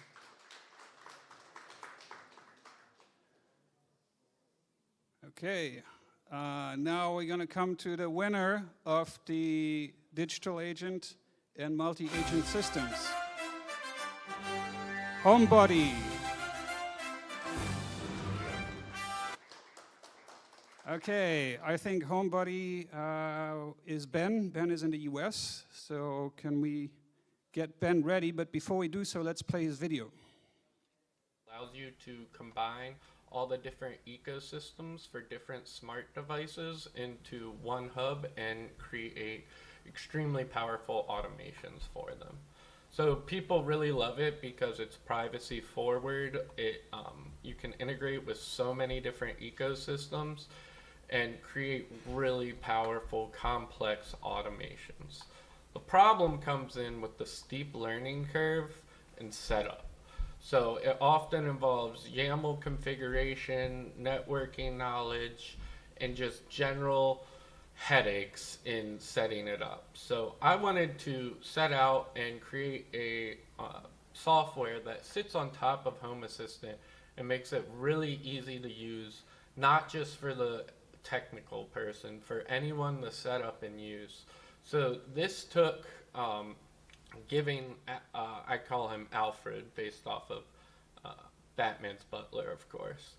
But giving Alfred an extremely deep knowledge base of Home Assistant, as well as implementing different algorithms that I really thought would help the whole process. So the main feature of my software would be the Alfred engine, which is the AI chat. That in tandem with the agent, the browser agent rather, which is able to launch its own Chrome and pull up the UI, you're really able to, between that, the API and YAML, really take care of 99% of issues with Home Assistant. So I go into some of the details here. So the context knapsack is basically a way to gather all the entities needed for the requests made by the user. I have a community first knowledge retrieval, which helps with the best, most optimized, and up-to-date way to do things. Before I implemented that, I'd find that Alfred would definitely do it, but maybe not in the best way possible. There's also a heartbeat system set up, and you can set that to whatever hour you want, and it will basically monitor your house, notice patterns, suggest automations, things along those lines. And so using Alfred, you can just tell it what you want in an automation, and it can create rather complex automations. I had about 20 complex tests that I created based off of user cases on real Home Assistant user cases and real software, and then I just had to mock the hardware calls back because I don't have all this hardware. Additionally, I built out a map control dashboard for controlling your devices straight from HomeBody, as well as getting information on them. So that uses spatial recognition to build a JSON map, which is drag and droppable, and then you can add your devices and control them directly from the browser. You can also ask Alfred about any of your devices. You can ask Alfred whenever you want to get a overview of your smart home, and you can also build out a detailed analysis report of your smart home, which uses sub-agents and a fan-in, fan-out structure in order to build a report. So what you are seeing here is the map control. And how this works is you take a video of your house, upload it to HomeBody, and it creates a floor plan or map of your house. Then you simply drag and drop your devices into the corresponding rooms, and you can control the device directly from there. You can also ask Alfred about any of the devices in your house, and you can sync the layout with Home Assistant so that it will create the different areas that are on the map in Home Assistant itself. So here you can see the map it created. It wasn't perfect. It put that bathroom on the wrong side, and so I wanted to make some adjustments here. So you simply drag and drop things as you need, can resize them as well, and rotate the floor plan to whatever position that is convenient for you. Once you have your map set up, you can add doors and windows and add devices to those doors and windows, such as usually sensors. And as I mentioned before, there is direct device control through this interface. So as this demo finishes out, I really wanted to just touch on my journey a bit here. Throughout this process, this actually started as an OpenClaw and Home Assistant integration, and I slowly realized that it was like pointing a bazooka at a squirrel, and I wanted to lower the overhead and also increase the functionality. So I rebuilt it from scratch, and then once I got that rebuilt is when I really went into the deep research phase and really implementing all those different algorithms. And then it was just testing and testing and testing to actually get the chat where I wanted for full control and ease of setting up. So you combine all this together and you're able to control all your devices from one place using natural language. Make my back door lamp fiery. I don't know if you saw that change. Right away, sir. I have set the back door lamp to the fireplace effect. Yeah, I got a little voice in there. Play chill music. can do this, and right now I have it pointed at my show 10, which is Playing over that here. on your bends. Show 10 now, sir. You can see it starting to play music, and you can really control all your own devices from here. Here you can get your own overview and really just keep track of your whole house in one place with ease. Anyways, this has been Homebody. I hope you enjoyed. Fantastic.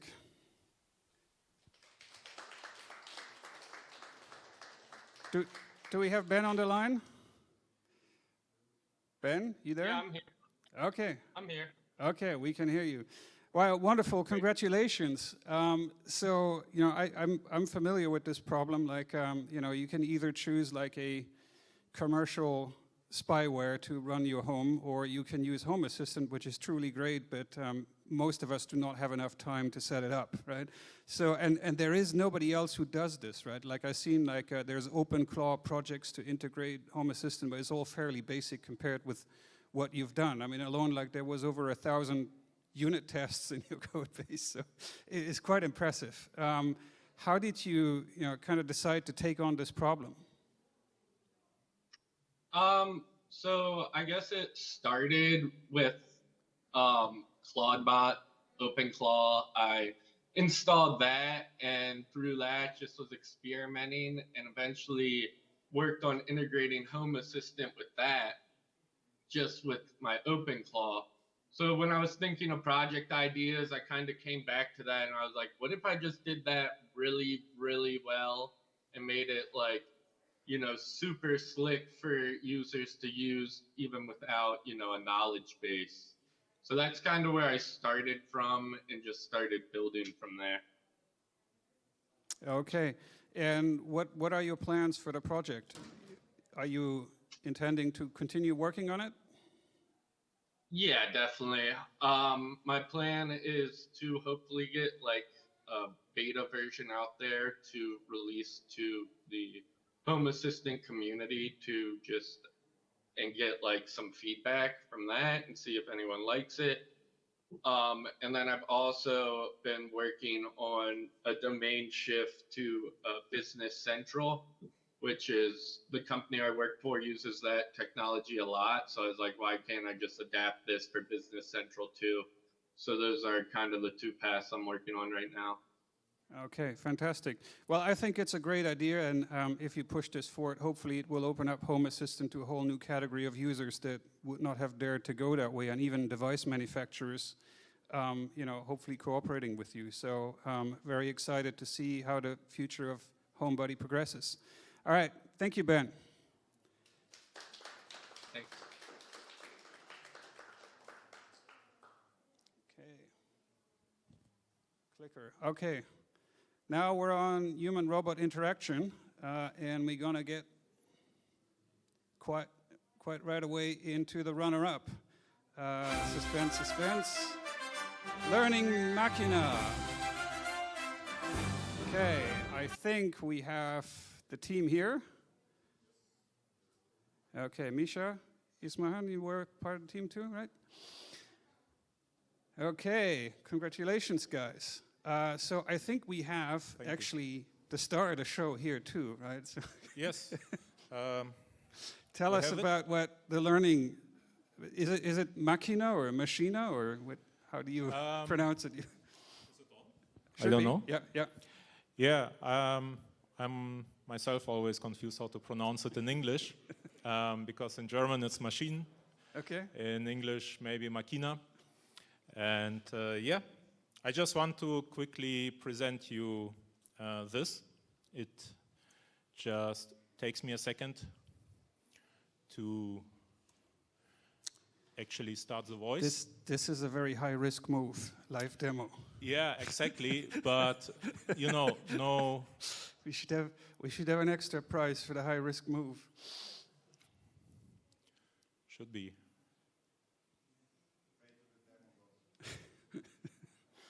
Yeah.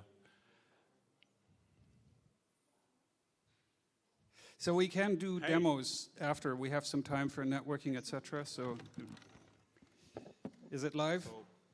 Yeah, it's live. can be a great opportunity for growth and new experiences. What do you think triggered the change in your life or situation? Yeah, I think that would be too much to talk about this tonight. But as you can see, this is a learning robot. It's not a toy. And I tried to keep it short because the video was maybe too long in the end. The video is great, by the way. Again, I urge you to see it. Right? So the last version, so it took me a while. Yeah, this is Learning Machina, or actually this is Ava. So Learning Machina is a project, and it's built on 3 beliefs. First, that education should be for free, so it means open source for me. That it should be available for everyone. That's why this robot is self-contained, so everything you can learn is directly on the robot, and it works offline. And it comes with courses. It comes with a whole computer, so you don't need a notebook, you don't need a PC to run it, or a cloud. You just connect a monitor and a keyboard directly to the robot. Or you can talk to it, right? Yes, so you have all the programming languages pre-installed. All the courses for this are directly on the robot, and it comes with an LLM, also with speech, so you can talk to it. You can ask it any question about the courses, and it will help you until you understand it. And yeah, the third belief is that kids should learn by hands-on, by building things, and by experiencing things, and not sitting all day in a classroom, just listening to dry theory. I think everyone here in the room can agree on that who went to a school, so maybe 100%. So this is why this robot is built of Lego parts, or let's say Lego compatible parts, not that Lego sues me. That means you can use it to build any kind of robot. It's not like a fixed thing, but your imagination is your limit. Okay, wonderful. So I urge you guys to check this out. It's a unique product in a market that usually is either full with commercial solutions that require you to be spied on and hand over lots of money, or very low quality solutions. But this is sort of high quality and open, so it's fascinating. Well done. Thank you very much.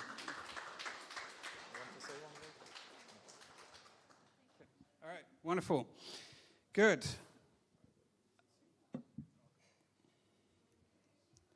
Okay, I need to get myself a more powerful clicker next time.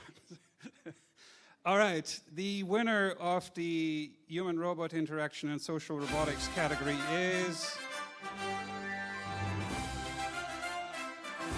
Come on. All right, SensePilot HRI. Okay, can we roll the video? Okay, let's do the video first. What is SensePilot?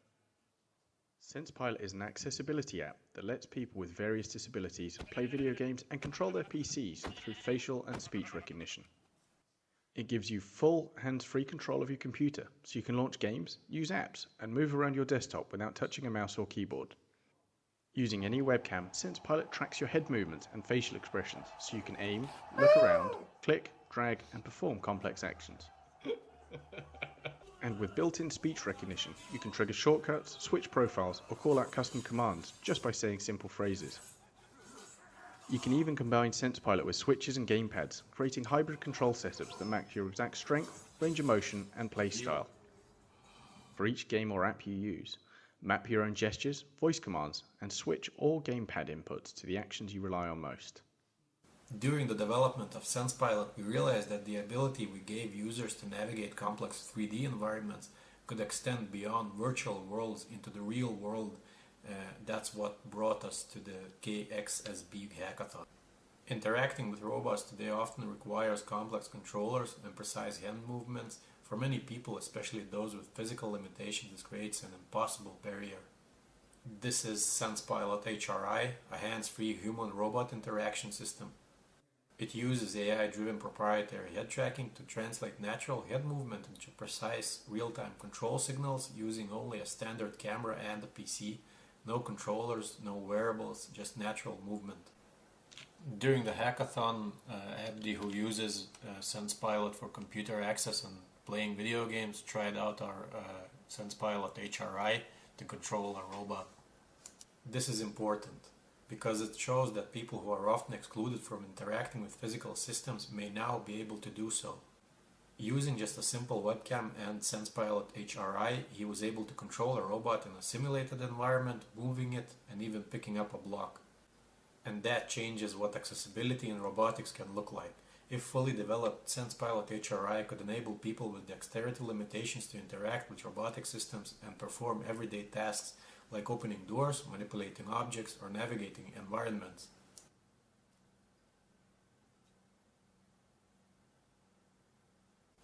The goal is independence, not just control. Another key aspect is that this interaction layer is not limited to physical robots. It can be integrated into simulation environments, CAD tools, and game engines, allowing users to test and explore systems before deploying them in the real world. For example, in CAD or digital twin environments, users could navigate complex assemblies, inspect designs, or simulate robot movements using natural head interaction instead of traditional mouse and keyboard input. This means users can learn, adapt, and find what works best for them in a safe and accessible way. And beyond accessibility, this approach scales. The same interaction model can be applied to industrial robotics and real-world systems, from controlling robotic arms in manufacturing to operating inspection robots, camera gimbals, or unmanned ground vehicles. In these environments, simplifying interaction reduces training time, lowers cognitive load, and allows operators to focus on the task rather than in the interface. It also opens up the door for non-expert users to interact with complex robotic systems, something that is currently a major limitation in the industry. Ultimately, we are not just building a control system, we are building a human-centered interaction layer that makes working with robots more natural, more inclusive, and more adaptable across different environments, from assistive technologies to industrial applications. Because the future of robotics is not just smarter machines, it's better interaction between humans and machines. Okay, fascinating.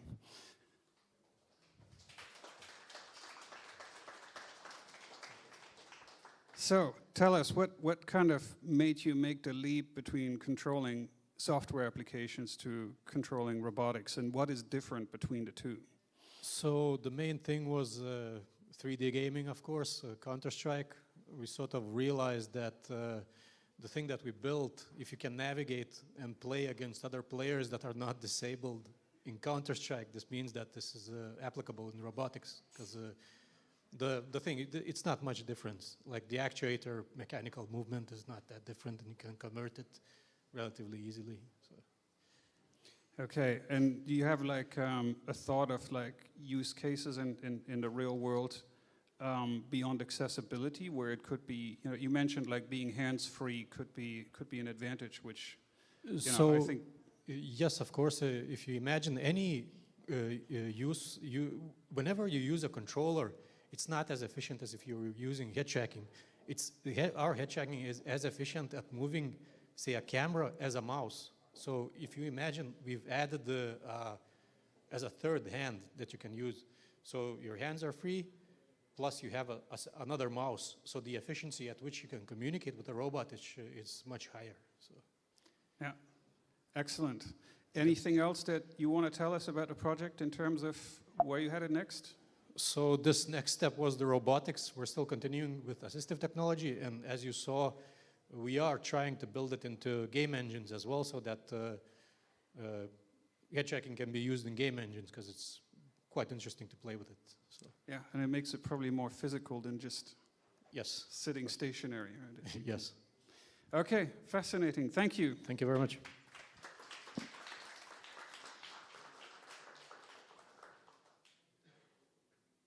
Okay, and now we come on to the last category of the evening, ethics, agency, and societal impact. And we're going to launch it with the runner-up.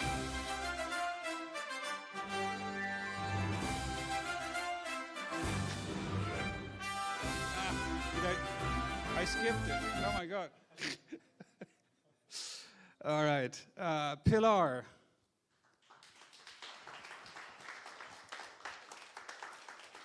Okay, so Pilar was done by Kyla. Do I say that correctly? Is she here or online?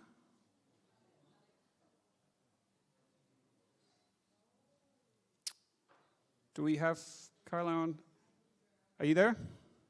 Yes, yes, okay. I'm here. Welcome, welcome. Tell me first, was I butchering your name? Is it Kyla or Akila? Or? No, no, you pronounced it correctly. It's Kyla. Okay. All right, wonderful. Happy to have you here, and congratulations on winning runner-up in this category. What can you tell us about Pilar?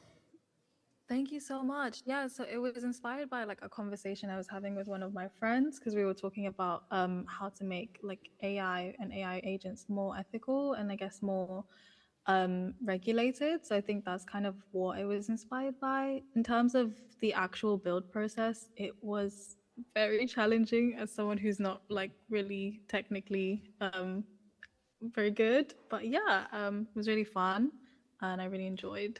Yeah.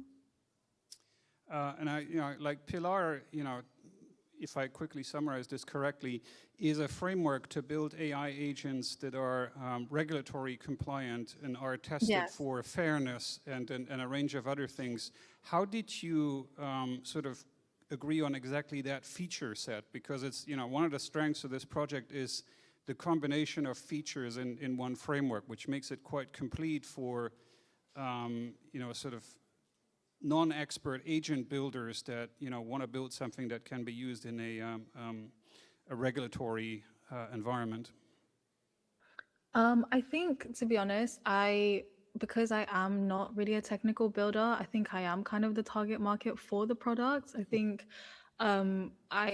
my educational background is in law as well, so I think the concept of making sure that something is like compliant in terms of regulation is really important for me. And I was like, there are so many people that are smarter than I am technically as well. So it was just like, does this exist already?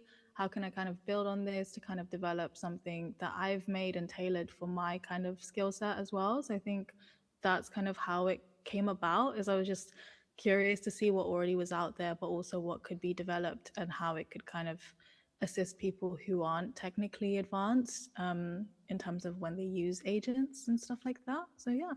That's great. That's great. And is there a continued future for Pilar?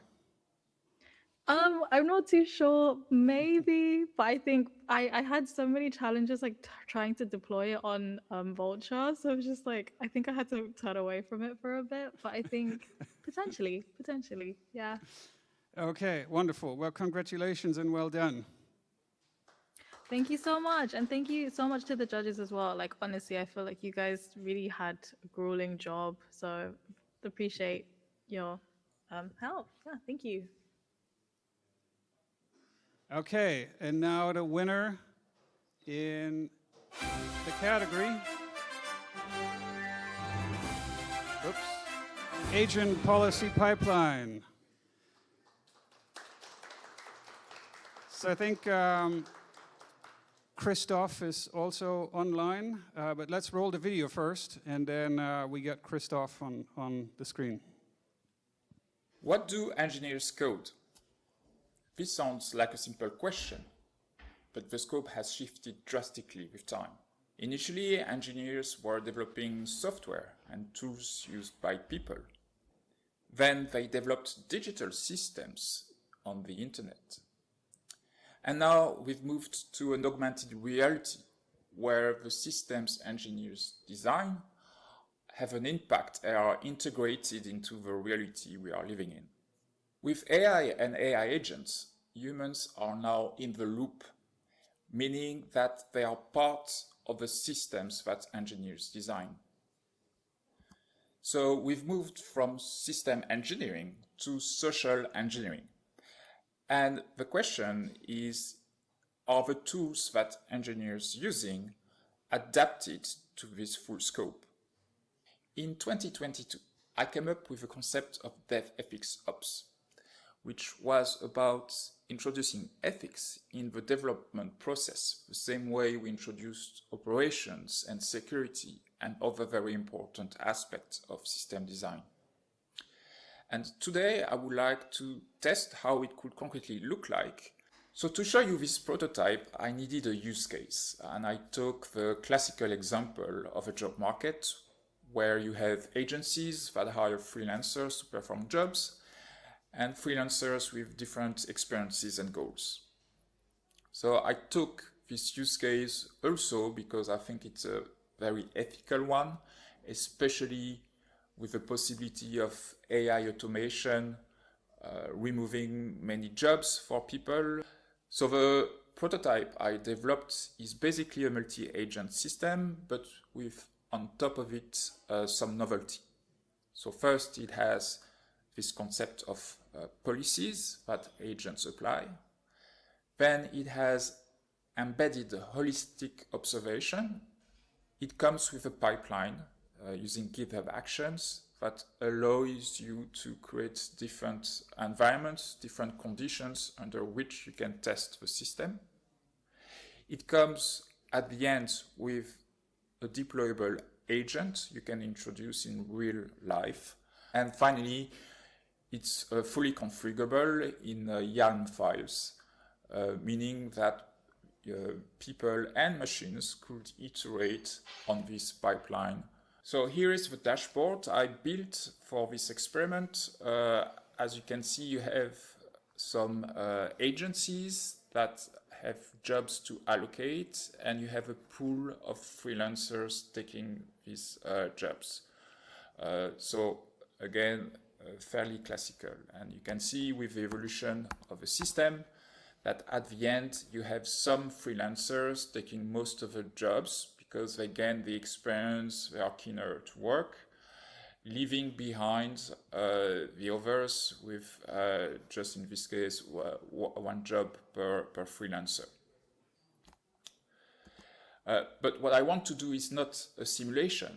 I want to make some system design. So in this case, what I want is to simulate the behavior of freelancers, but to create AI agents that could potentially replace the agencies in the real world and have some policies attached. So the first step then I'm going to cover is policy as prompt. I've extended the CrewAI file description by adding a policy section, which allows me to test different policies without having to change the rest of the description. And not surprisingly, when I introduce this policy, then you can see that there is a much broader distribution of jobs. The second aspect I want to cover is the holistic observation. So I took LLM as judge as an inspiration, and I wanted to extend it as an LLM as observer. And not an LLM, an agent that would be outside the system or that would work after the experiment, but one that might actually be embedded into the multi-agent system. And these observers, they could do what is already done now. It is to check the data integrity, check that the system works technically correctly, check that the system is resilient, so that when there are mistakes, the system is still working. But in this case, more importantly as well, that the system is in a desirable state and that it can be understood by all agents, so that not only the system is healthy, but the perception by agents of the system is healthy, so that agents are not confused and they believe they move in an ethical, in a fair environment. So it looks at agent satisfaction, at cognitive dissonance. Do agents understand what's happening in this system? And all of that is defined with YARN. And here are examples of reports. So not surprisingly, when there was no policy, then the freelancers were keen to work always. Those who I call grinders were satisfied because they had all the jobs, but leaving the others behind. And by introducing the policy, you have it the other way around. So the grinders being frustrated because they don't always work, but on the other hand, the jobs were better distributed. So that's the ethical dilemma. And what's great with this holistic observation is that you can really measure it, observe it in the simulations. Then I developed a pipeline and I used GitHub Actions, but instead of having the classical dev, staging, prod environment, I created what I call an atomic environment in which you had one agent per type and in which I was testing basically that the agents were acting as expected. And then a game environment in which I was more testing the behavior of the system as a whole. And what's good with this approach, which is again defined using simple files, is that you could create environments specific per ethical situation. So in this case, you can have an environment where you test the situation where there are many jobs compared to freelancers, and you can create an environment for the case where there are not many jobs. And you could test that in all these cases, the system is behaving in an ethical way. So the output of all this pipeline is an agent with policies attached, but also, and that's what I've discovered in this prototype, a game state, so that there is a sort of single source of truth describing what's the situation. And this can be called with an MCP server exposing tools that can change this reality, or you can create an API. But really, for this to work, it's not enough to develop an agent that would then understand the real world. I think it's important to as well have a game state that can be called by agent, but also by agents provided coming from other sources or real people, so that there is a shared understanding of the reality. And finally, all of this is done with fully configurable human and machine readable files. This is what I've learned doing this prototype, is that I used Claude Code to do it, and Claude Code was able to very easily understand the simulations, the games. I believe it could be used in many contexts, in any concept basically where you have humans and machines interacting. And as a final word, I would like to mention this book, With the Corporations, which explain very well that organizations and corporations are artificial constructs themselves. And in fact, originally, the concept of legal person was called artificial person. So I find it interesting that now we are talking about artificial intelligence and how potentially it could work with these artificial structures that are corporations and organizations. And I think for us, the question is to understand how to best use these artificial constructs to just create the society we are looking for. Okay, wonderful.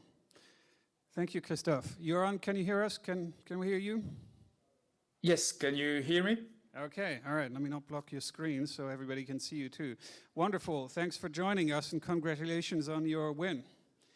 So, thank you very much. You know, I thought this was like a very interesting take on this this whole category, right? Because it's sort of something that once you hear about it, you realize how utterly necessary it is. But I haven't actively spent time thinking about this, right? But how did you come up with this, and sort of where do you see, because there's so many implications of this. The question is sort of how did you come up with it, and how do you think this can be rolled out across more projects? Yes. Well, as I said in the video, the DevFX Ops, I came up with that idea 4 years ago, just because I was doing. I never understood really how we could separate actually ethics and development. For me, it's a no-brainer that somehow this, if we are designing what we say we are designing, which is changing the entire world, how come do we not include it into the process of development the same way we do security? So for me, it's more the other way around. How come we've not come up to these questions before? And I actually enjoyed a lot in this prototyping, using all these concepts we already know from development, but just realizing how useful they can be in a broader context. So for me, the key to progress on this is just to talk about these concepts. And I would love to be able to talk with people or organizations who are interested in thinking how to extend this concept. Because I think if the concepts are understood, they can easily be used in so many different contexts. The technology is not so hard. Of course, my prototype was not working perfectly. There were hallucinations and stuff, but I don't think the technology is the limit. It's just our willingness to use that technology to a broader scope. Excellent. And what are the next steps for you in regards to this project? Yeah, so I would love to meet people to talk about this concept. I think the concepts need to be refined, and I think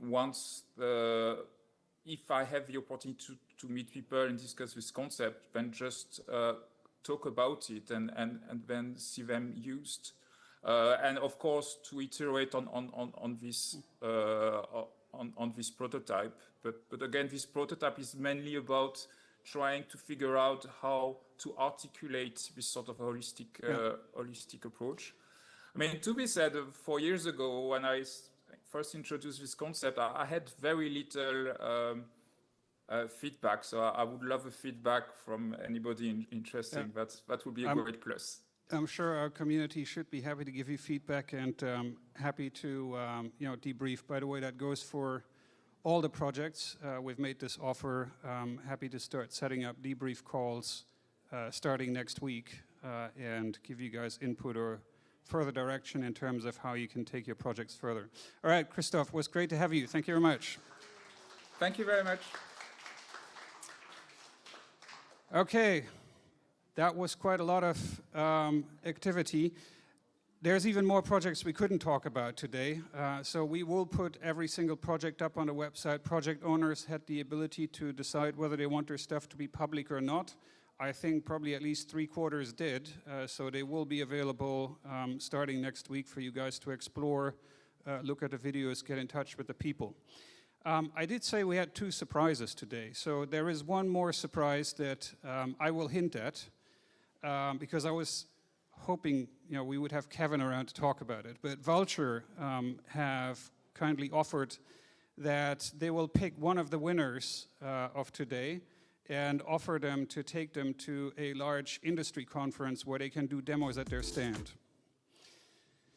So we will notify the respective winner when we have the info on who they want to work with, and that's another big opportunity for that team. Okay, so this was it. A grueling, I think, 3 weeks for everyone involved in this HackXelerator. Super proud of all the participants and all the ones that came here today and have not been part of KXSB. We'll continue doing these things. AR26 may come and go, but the HackXelerator is always open. All right, thank you so much for being here.